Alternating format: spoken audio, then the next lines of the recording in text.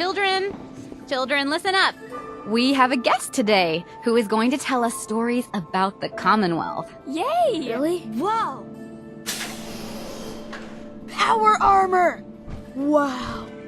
Your teacher tells me you're interested in learning about the world outside your vault. I wasn't expecting to teach a class today. I was originally stopping by Vault 81 for a totally different reason. Thanks, Pete. See you again in 6 weeks.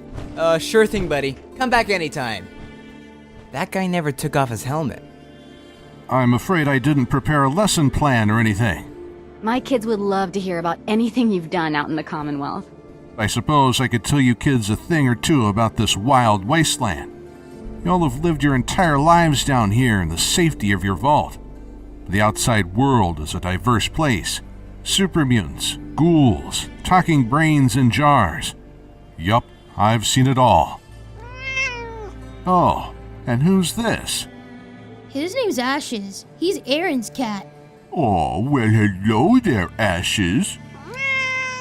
Before the Great War of 2077, cats could be found everywhere. When humans were in need of companionship, the domesticated cat offered it in spades. I have a companion of my own, you know. Her name's Edna. Edna, come say hello to the kids. Cool. An iBot.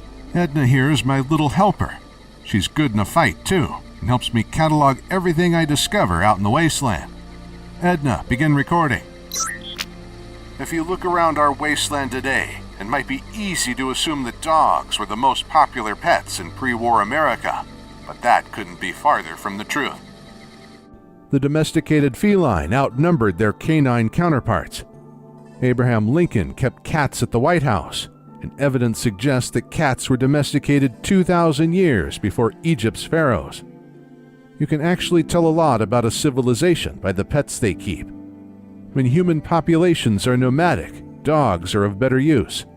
The wasteland wanderer is more likely to have a dog as an animal friend than a cat, since one is clearly better at holding predators at bay. This is possibly the reason why dogs were domesticated long before cats ever were.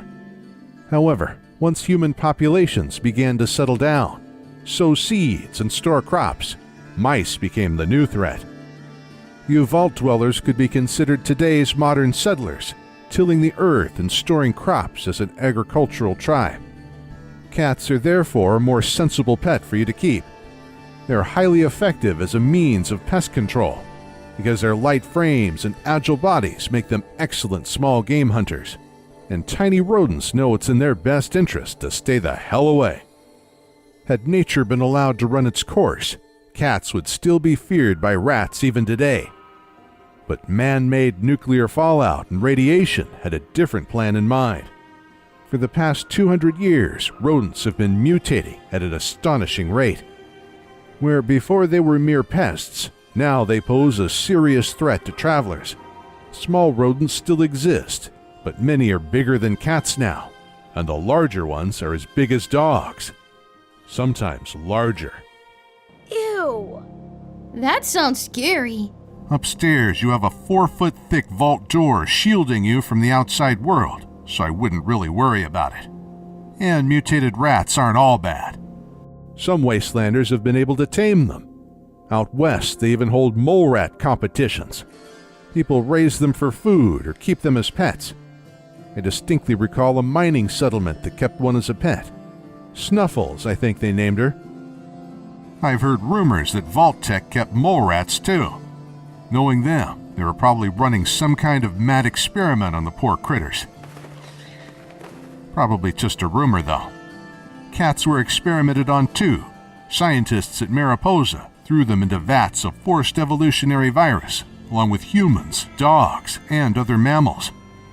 These cruel experiments led to the creation of centaurs, horrifying mutants that can be found staggering around other parts of the wasteland. Did you ever fight a Deathclaw?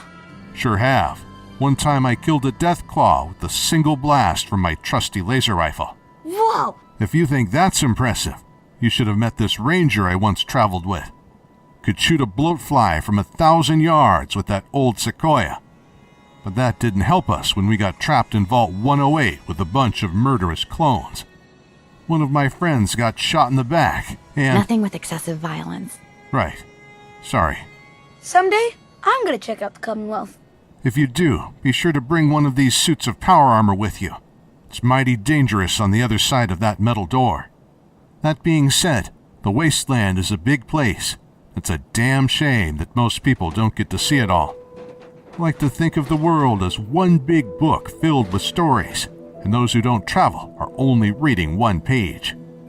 But you kids are young, and you can be explorers right here in Vault 81. Learn about everything you can, and when you can't learn anymore, move on and look someplace else. Every day can be a journey, and you, the adventurer. But that is a story for another day.